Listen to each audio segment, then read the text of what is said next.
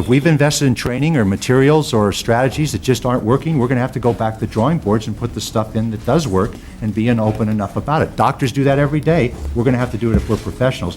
I think if we can get the legislature, the board, and everybody singing the same tune on this with this good compromise position that's backed up with the research and with our best practices, I think you'll find, you'll be pleasantly surprised at how quickly and how strongly the education community will come along behind this. Thank you. Mr. Honig, thank you very much for your testimony. I look forward to working with you on this issue in the future. Thank you. Next is Dr. Reid Lyon, who's the Director of Research Programs and Learning Disabilities, Language Disorders, and Disorders of Attention with the National Institute of Child Health and Human Development. And how many years, Dr. Lyon, have you been involved in researching the reading issue? Since 1974. Since 1974, that has been your full-time job? Well, for many years I was what you would consider a line researcher. That is, I was doing a good deal of the research myself. Because I'm cross-trained, I'm a neurobiologist, neurophysiologist, as well as someone who has expertise in language and reading.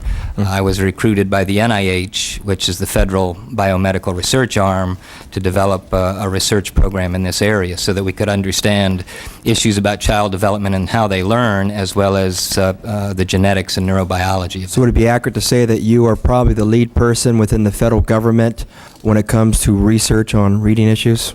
By way of the time I spend in it, maybe more than my knowledge, but yes. Great. Correct. All right.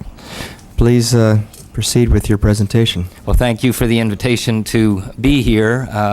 By way of background, I was last week speaking with Senator Hatfield's committee and the Senate Appropriations Committee, and they're aware of the work that California is doing in looking at this particular question, and I think at a national level there's many people impressed by a state that is willing to look at research issues to guide policy. Sometimes it's the other way around.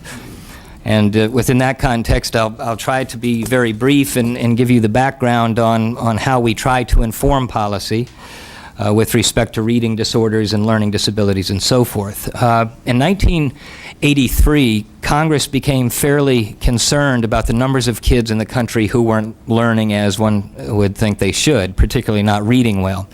And they charged the National Institutes of Health, and in particular my institute, the Child Health Institute, with trying to figure out why these substantial increases in kids not learning was taking place.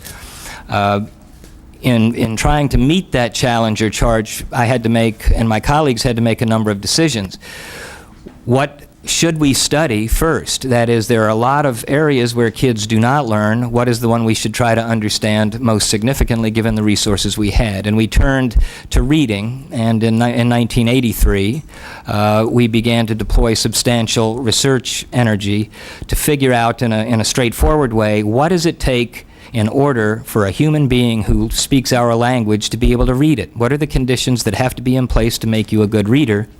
With the compelling issue in front of us, what is it that goes wrong when kids do not learn to read?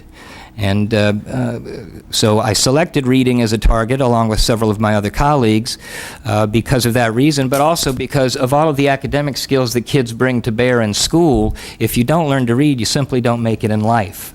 And at the same time, if you don't learn to read, and we follow youngsters over time who do not learn to read well, a substantial proportion of them don't finish school. A substantial proportion of these kids get into trouble with the juvenile justice system or in prisons later on. A substantial number of our young female students are unwed mothers, and that seems to be related to the lack of success in school and so forth. An issue that stands in the middle of these discussions as you're having today consistently is, well, can't research show anything you want it to show? Why should one believe, for example, the research that Mr. Honig was talking about, or I may present? And that's a very clear question one needs to address. And let me just take a few minutes to talk to you about how we do this work. For many, many years, people studying reading or learning difficulties or what have you would go into schools and start to take a look at kids who had already failed in their ability to learn to read. or kids who are already identified with learning disabilities or whatever. The problem with that is schools don't identify the same kinds of kids sometimes. So, for example, you can be learning disabled in California and not in Oregon, just because of the difference in the definitions that are used.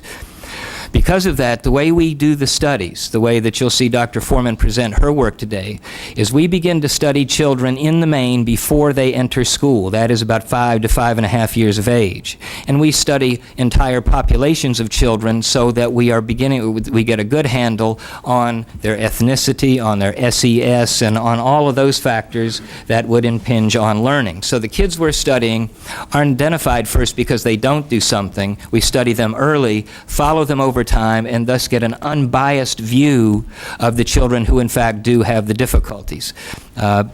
Within that context, we have 12 research sites around the country, and the annual budget per year is around $14 million. And since 1983, the cumulative budget looking at these issues that I'll talk with you about today is about $104 million that has gone into this work. So what is it that we're trying to figure out? What are these conditions that have to be in place in order to learn to read? And you won't hear me endorse any reading approach today or any reading method. That's not the job of the NIH. The job of the NIH is to distill the information so we understand what does a human being have to do to be able to read. And once we can get to that point, we certainly can get to more children, we can teach teachers and so forth. Well, Mr. Honig had a nice picture of a reading disabled kid for you. He talked about a child who sits down in the first grade or second grade or third grade and comes to the reading task in a very slow, labored, non-automatic fashion. These are youngsters who are having trouble going from the print to meaning, primarily because they're putting so much energy in trying to decode the words. So all of the cognitive energy they have goes into trying to get the print off the page so that they can get to the meaning of the story, which is why you want children to read, but all of this work that they put in at this basic level keeps them from doing that. So the children we are looking at that we study in the main that have reading difficulties in our country at each of the 12 sites that certainly replicate one another are first of all slow labored decoders and word recognizers. In the words of Jeannie Chall years ago, they're youngsters who kind of bark at the print. They'll be reading a line and they'll get one word correct in the first line, see the exact same word in the second line, and mispronounce it completely. It's halting and hesitant and non-automatic, and it's extremely effortful. And when we look at that particular approach to reading, common sense says, well, if a child is putting that much oomph into the print stage, and that takes away from getting any kind of meaning out of what they're reading, why the heck would the kid want to continue trying to do that? There's absolutely no reinforcement for it. And in fact, the research evidence replicates well on this point, that if you're a slow, labored reader in reading single words on a page, the chances are, about 98% of the time, that you're not going to get a thing out of what you've read. There's this bottleneck that exists if you're a slow, labored reader, no matter how much you want to get out of what's in the story. So clearly, one simple, straightforward finding that the research replicates on is, and one critical condition that has to be in place to be a good, hefty reader, is that you've got to automatically and fluently and accurately read words. Even though that's not why we're teaching children to read words. I heard one assemblywoman mention that. You teach kids to read so that they get the meaning out of it and the rich tapestries of literature. But they'll never get that if they're, again, bottlenecked at this print stage. Given that discovery and the number of replications on that discovery at each of our 12 sites, which, by the way, are at Yale University, Harvard University, the University of Washington, Seattle, Bowman Gray School of Medicine, the University of Colorado, the University of Houston, where Dr. Foreman will address the research there, Florida State University, and Georgia State University.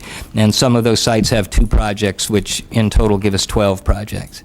Replications from each of these projects, as well as New Zealand, England, Canada, Brussels, and several other foreign countries, helps me be persuaded that one condition that has to be in place in order to learn to read and enjoy it and keep doing it is fast, rapid, automatic decoding and recognizing of words. But a lot of kids don't do that. We follow children, if you'll recall, from 5 years of age until, for example, in one group, they're seniors in high school. How many of those kids get better with time? Was a question Assemblywoman Mazzoni had. Well, in fact, our system, in a sense, predisposes those kids for failure, because most of the kids we can pick up at 5.5 or 6 years of age pretty reliably aren't identified by schools until they're about 8 or 9. So they've already failed 3 years. And once you get to them, what you have to get to them with respect to what Mr. Honig was talking about instructionally is going to have to be extraordinarily intense to simply make up for the baggage of failure that's accrued over 3 years. So how many of these kids get better if we don't get to them? Not a heck of a lot. And let me make the distinction between getting better and if they could get better. Clearly, at least 74 to 75% of the kids that we follow over time, if they are not seen before 8 years of age, they don't get to be better readers. Could they? Yes, because NIH research looks at, as Dr. Foreman will talk with you about, interventions that not only help kids in kindergarten, as you were talking about, but we also have studies trying to hone in on 3rd graders and 5th graders to try to figure out what do you do with children who have some history of failure, because there's so many youngsters out there. So the research goes after kindergartners, it sure does, and we follow them over time, but we are also commonsensically trying to figure out, well, what if you are a youngster who's in 8 years of age in the 3rd grade, you've been failing for 4 years counting kindergarten, what do we have to bring to bear in order to help you learn to read? All right, so we're looking at a big hunk of kids here in our country. How many? Generally, the percentages just reflect levels of severity. So in all our studies, you'll see published, about 20% of our population are pretty clobbered in learning to read, but any child who is slower labored in these conditions or elements of reading that I'm talking about will have difficulty. So whatever the overall percentage is going to be dependent upon how many of the kids have these strong conditions in place. Again, what are the conditions? Fast, accurate decoding of single words. If children have difficulties doing that, what is it in their system that predisposes them to be a lousy reader, to bark at this print? Mr. Honig talked about an issue, a language issue called phonological or phonemic awareness. And Dr. Foreman will address this to some degree. There's some technical issues that are associated with this, and I don't want to belabor or bore you with it. But to learn to read the English language, to learn to read words quickly and accurately, you have to understand that words have sounds to them, that words actually are made up of teeny sounds. Because all of you on the panel know that whenever you come across a word you've never seen before, what you do is chop that word into pieces and bring sound to each of those pieces. And the only way that you can bring sound to each of the pieces is, in fact, to know that words are made up of sounds. So phonological awareness or phonemic awareness, which, by the way, is not phonics, It's the auditory issue that allows us that speak the English language to understand that words are made up of teeny sound pieces. And the hard thing is that a lot of kids who do not learn to read don't understand, for example, that the word cat has 3 sounds to it, cat, but they don't know that. Why? Because something in the nervous system doesn't apprehend or parse those sounds out of running speech. In fact, none of us in this room, none of us that speak the English language hear the sounds in words. If I say the word cat to a normal reader, the normal reader doesn't hear 3 sounds, it's the brain that hears it. Because nature has given us this linguistic ability when we talk to be able to jumble all the sounds together. For example, if I say the word cat out loud, the minute I start to say cat, and I say the k sound, the a and the t fold up into the k sound. If it didn't, we'd be here till Christmas. And I would be going k-at, and so forth and so on. So even good readers have language coming by the ear in very large pulses of sound, not teeny sounds, and the brain's job is to recover these sounds. And a lot of kids' brains can recover these sounds, but a lot can't and don't do it well, and a lot of our research is trying to figure that out. A lot of our research is neurobiological, and all of the children that we study, or the majority of them, have brain images that are taken so we can understand what's moving there. So, if I can interrupt you, exactly how are you able to track a child's neurology as they go through different reading processes? What kind of equipment exactly are you using to do this with? It's expensive equipment, I'll tell you that. What we use with children has to be non-invasive with respect to looking at the nervous system. There are some ways that you can look at brain by injecting a radioactive isotope and allowing it to flow to brain and then taking pictures. Let me give you a picture of what it looks like. When your brain is working to perform a behavior, it requires more blood. because blood brings glucose and oxygen. So when you're performing behaviors and you're interested in which areas of the brains are responsible for those behaviors, you'll see those areas being inundated, if you will, or engorged with greater degrees of blood volume and blood flow. The task is to figure out how to track that blood flow without sticking something radioactive in the system. So we've developed ways that whereby we use the physics of blood flow, where very non-invasively, we can ask kids to read or write or spell or sing or listen, and we can actually track those regions of the brain that are activated to do that. They generally are in a large gantry, and inside the gantry is a TV screen, and we ask them to read the words or try to read the words come up, or we can pump sound to them and so forth and so on. And the point is that it's now getting, it's easy to do, it's extremely complex to figure out how to design the work and so forth, but we have nice replication on the fact that lousy readers, these slow labored readers who are having difficulties getting the print off the page because not understanding that the sounds exist in words, show us a different neurophysiological signature in brain, and it's highly replicable. I would like to also say to Assemblywoman Cool, she's gone, that lousy singers show us different signatures as well. So because I mean the brain is obviously going to be hopefully active in most behaviors, and it's going to differ with respect to levels of quality and so forth.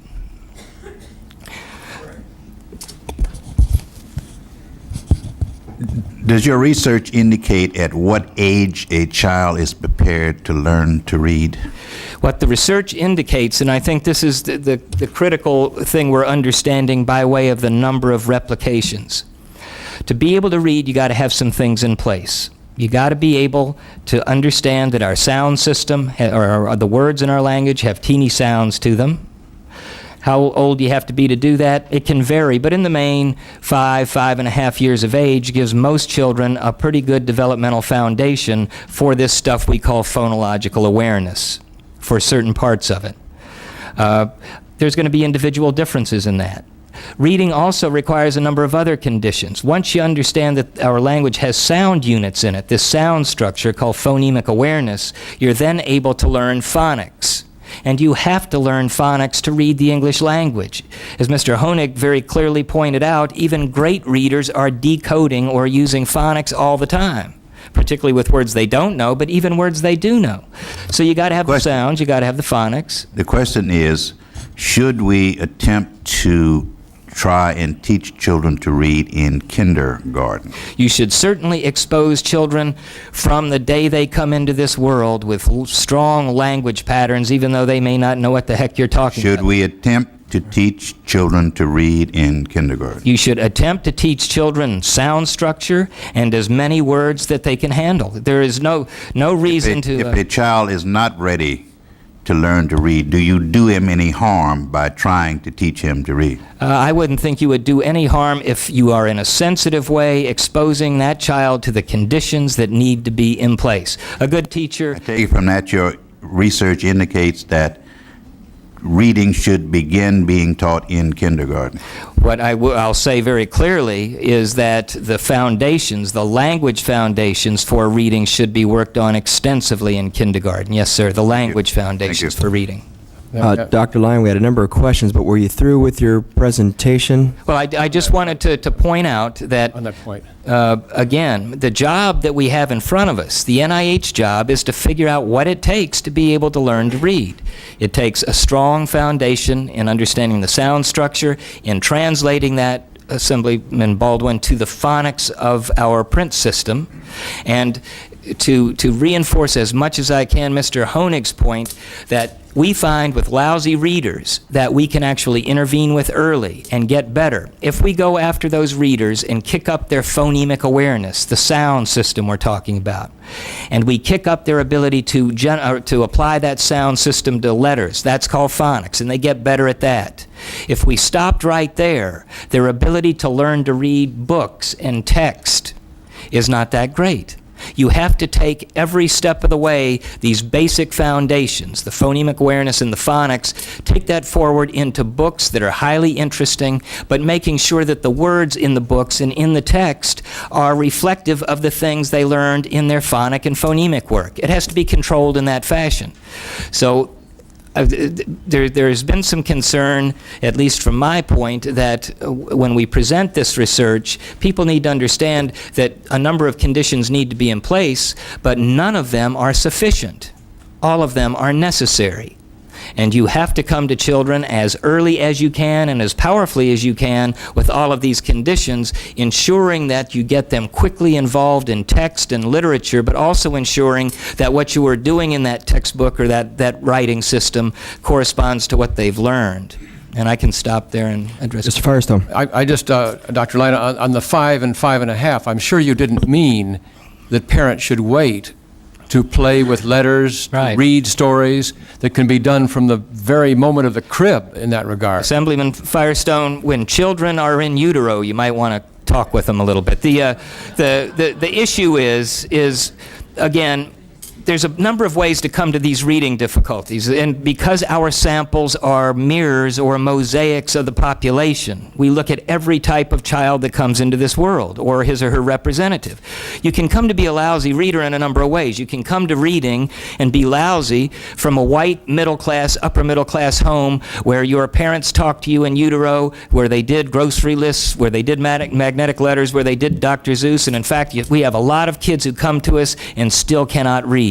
There's a genetic predisposition in that regard that bumps the physiology that produces the poor reader.